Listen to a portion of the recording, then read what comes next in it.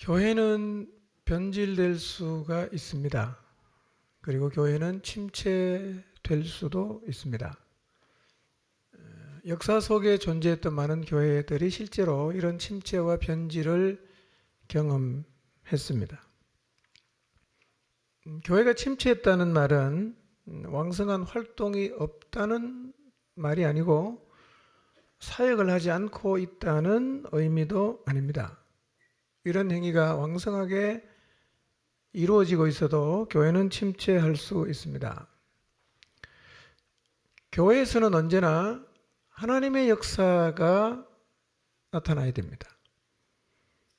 하나님이 행하신 일이 고백되어야 합니다. 다른 게 아니라 복음으로 인한 변화가 일어나야 합니다. 복음의 능력으로 죄를 이기고 복음 때문에 자신의 한계를 뛰어넘는 일들이 일어나야 합니다.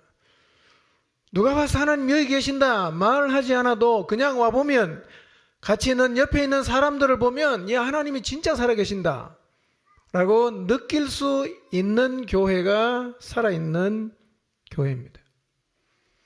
그런데 나의 삶 그리고 목장과 교회 안에서 이런 역사가 완전히 사라졌거나 거의 사라졌다면 교회가 침체되었다고 봐야 합니다. 교회가 침체되면 따라오는 게 있습니다. 변질입니다. 교회가 침체되고 변질이 되면 교회의 목적을 이룰 수가 없습니다. 성삼위 하나님은 교회에 대단한 관심을 갖고 있습니다. 그런데 그렇게 관심을 갖고 있는 하나님의 계획을 이루는 교회가 침체하면 사실은 존재 하나마나 한 곳이 되고 맙니다. 그래서 침체가 된 것은 매우 위험한 상태입니다. 내 신앙이 침체되었다, 우리 목장이 침체가 되었다, 우리 교회가 침체가 되었다, 그럴 수 있지가 아니라 이것은 존폐를 결정할 정도로 매우 심각한 문제로 받아들여야 합니다. 교회가 침체가 되면 할 수 있는 일이 없어져요. 여러분 신앙의 침체를 경험해 보셨나요? 신앙이 침체될 때 어떤 일이 일어나던가요?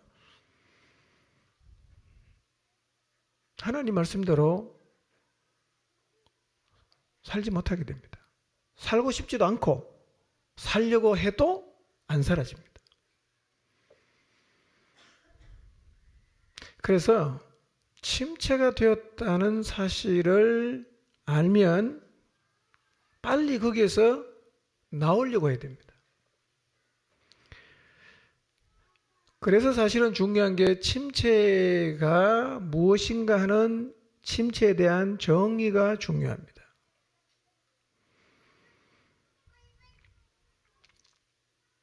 살아있는 교회가 어떤 교회입니까? 우리가 일반적으로 이런 생각을 참 많이 하는데 이 생각을 완전히 바꿔야 됩니다. 하나님의 능력이 나타나는 교회는 굉장히 좋은 교회고 아주 특별한 교회다. 그 다음 하나님의 능력은 나타나지 않지만 그래도 그럭저럭 지내고 있는 교회는 정상적인 교회다. 그렇게 생각합니다. 이 생각이 완전히 틀린 생각이라는 거예요. 정상적인 교회는 아무 일이 일어나지 않지만 잘 지내는 교회가 아니라 정상적인 교회에서는 하나님의 능력이 반드시 나타나야 합니다. 그게 정상이에요. 만약에 교회에서 다른 거 다 잘하는데 하나님의 능력과 역사가 나타나지 않으면 그게 침체라는 사실을 빨리 캐치를 해야 됩니다. 그게 침체예요. 여러분의 삶에서 하나님으로 인한 변화가 일어나지 않으면 그것이 이미 침체이고 여러분의 목장 안에서 그런 일이 일어나지 않고 있으면 그 자체가 침체라는 사실을 빨리 인식을 해야 됩니다. 그걸 아무런 문제가 없다고 생각하면 라오디게아처럼 끝까지 가버리는 거예요.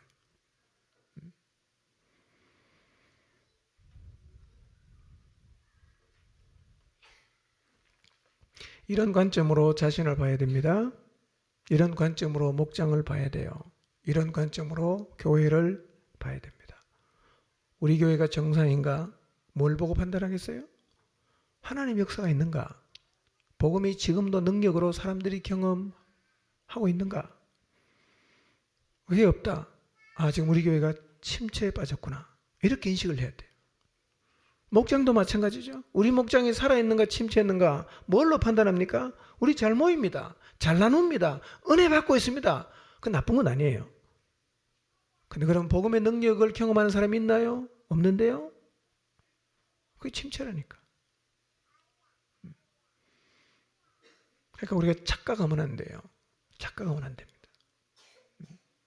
침체라고 하면 나와야 되잖아요. 근데 그 침체라고 인식을 안 하면 그 상태로 계속 가게 되는 거예요. 그러니까 사실은요, 인식을 못하는 것은 굉장히 위험합니다. 위험합니다.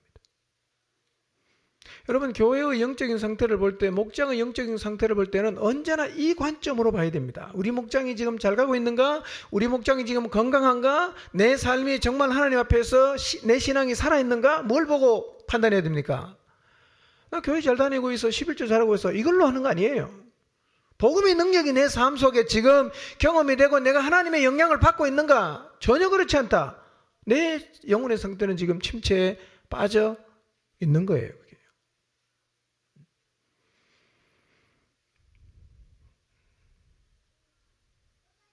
이거를 침체로 인식하시기를 바랍니다. 이게 침체예요.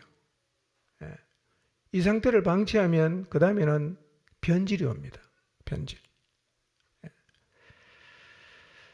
오늘 이 시간 우리 모두가 이런 관점에서 우리의 형편을 정직하게 보았으면 합니다. 그래서 지금 내 영혼이 침체하고 있고 우리의 목장이 침체에 빠져 있다고 하면 다시 성령님에게 귀를 기울이고 성령님이 교회에 하시는 말씀을 잘 들어야 합니다. 침체에 빠질 때 나타나는 네 가지 현상, 변질. 첫째, 침체하면 뭐가 없어집니까? 사랑이 없어집니다. 사랑할 수 없어요. 사람 사랑하는 게 얼마나 어려운지는 모릅니다. 우리 힘으로는 사람 사랑 못합니다. 특히 마음에 안 드는 사람은요, 사랑하기 진짜 힘들어요. 정말 보기도 싫은 사람 있죠? 가끔씩 살다 보면.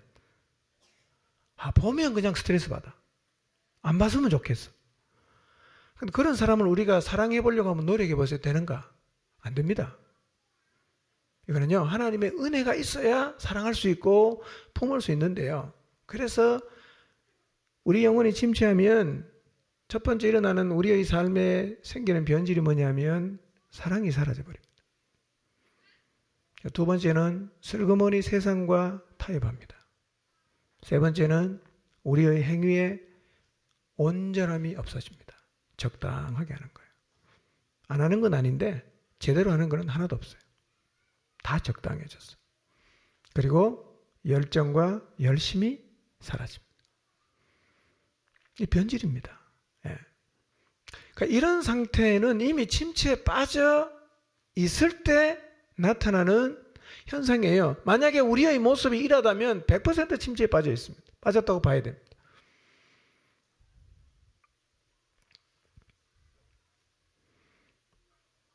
진단이 참 중요합니다. 진단이 중요합니다. 진단만 제대로 하면요, 사실은 침체에 빠질 수 있어요. 살다 보면 굴곡이 있으니까요. 그러면 내가 침체에 빠졌구나. 그럼 어떻게 하면 되죠? 여기서 나가면 되잖아. 나가면 되잖아. 근데 침체에 빠졌는데 괜찮다고 하는 건 참 곤란해요. 왜냐하면 그 사람은 나갈 생각을 안 할 거니까. 여러분, 지금 우리 교회를 이렇게 보면 침체에 빠진 사람이 좀 많은 것 같습니까? 안 빠진 사람이 많은 것 같아요. 그렇죠? 저도 그렇게 생각합니다. 그래요. 침체에서 어떻게 벗어날 수 있을까? 어렵지 않아요. 가이드가 있어요. 침체를 벗어나는 길을 맞춤형으로 잘 안내를 해주시는 가이드가 있습니다. 그분은 우리의 삶도 가이드하지만 목장 사역도 가이드하고 교회가 어디로 가야 될지도 잘 가이드해 주시는 분인데요. 그분에게 일단 귀를 열고 그분의 말씀을 들으면 돼요. 그리고 따라가면 금세 그 침체에서 나옵니다. 나와요. 그 성령님은요, 교회를 시작하신 분이에요. 그분은 이 땅에 교회를 세우기 위해서 오신 분이에요. 실제로 사도행전을 보면 복음 전파 역사를 주도하셨어요. 계시록에 보니까 그분은 교회를 살피고 있어요. 그리고 교회를 향해서 계속해서 말씀하시고 계십니다. 요한계시록에 나와 있는 7교회에만 말씀하신 게 아니라 우리 교회를 향해서도 그분은 계속해서 말씀하고 계십니다. 여러분의 목장을 향해서도 그분은 계속해서 말씀하시고 계십니다. 그 말씀하시는데 왜 교정이 안 되는가?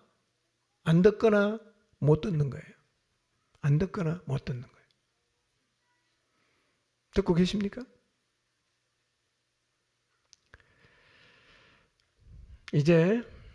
이제 그분에게 우리가 귀를 기울여야 합니다.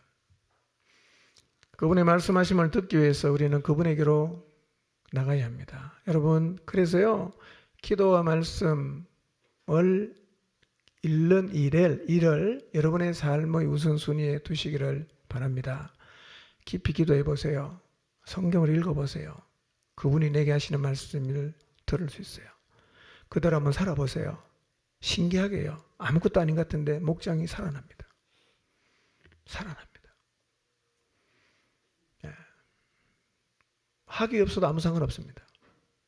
예. 다 필요 없어요. 다 없어도 괜찮습니다. 그분에게 귀를 기울이고 그분이 주시는 말씀에 순종하면, 가보면요, 놀라운 거는요, 살아납니다. 살아나요. 예.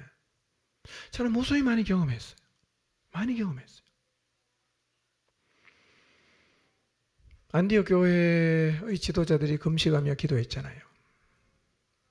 그리고 그들은 성령님의 음성을 들었습니다. 선교사를 파송했습니다. 그게 세계 선교의 출발이 됐어요. 1차, 2차, 3차 스페인까지 갔습니다. 스바나까지. 마가의 다락방에 모인 사람들이 기도하는 일에 전혀 힘썼어요. 성령이 오셨을 때 성령 충만을 경험합니다. 그리고 가는 그 와중에도 그들은 문제가 생기면 하나님 앞에 모여서 전심으로 기도합니다. 그리고 그들은 다시 성령의 충만을 경험합니다. 이런 일이 반복이 됐어요. 반복. 예. 사실은 오늘 우리에게도 이런 일이 반복이 되어야 합니다. 우리 이 자리에 좀 서야 돼요. 예. 이 자리에 서야 됩니다. 마음을 다해서 그분을 만나려 하시기를 바랍니다. 우리 눈에 보이진 않지만 우리 목장을 살려낼 길을 알고 계신 그분에게 여러분 집중하시기를 바랍니다. 그분을 만난다는 의미가 무엇일까요? 쉽게 설명하면 이런 거예요. 그분의 영향을 받는다는 얘기입니다.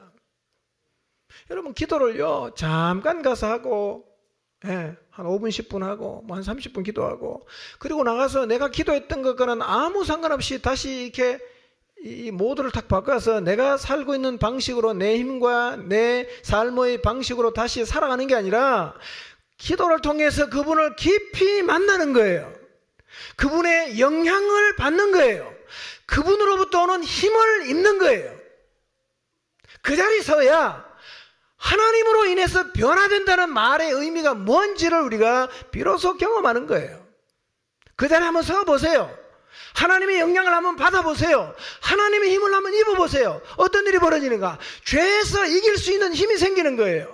결단할 수 있어요. 용서할 수 있습니다. 사랑할 수 있어요. 온전한 행위할 수 있습니다. 고난이 있지만 말씀대로 가고 싶은 열망이 생기는 거예요. 놀라운 삶의 변화는요, 그분의 영향을 받아야 됩니다. 어떻게 하면 받아요? 깊이 기도하십시오. 너무 시간 보지 마시고 그냥 그분 앞에 그냥 오랫동안 앉아 계십시오. 깊이 있게 한번 기도해 보십시오. 주님을 기도 가운데 만나보세요. 말씀으로 찾아오시는 주님, 어느 순간 내 마음속에, 내 영혼 속에 힘이 생깁니다. 열망이 생깁니다. 계속 기도해 보세요. 하나님께서 나로 하여금 내가 아무리 노력해도 뛰어넘지 못하던 한계를 그냥 뛰어넘어지는 신기한 힘이 기도 가운데 내게 경험된단 말이에요. 이 자리에서야 다시 복음의 능력이 내 삶에 하나님으로부터 흘러오게 돼요.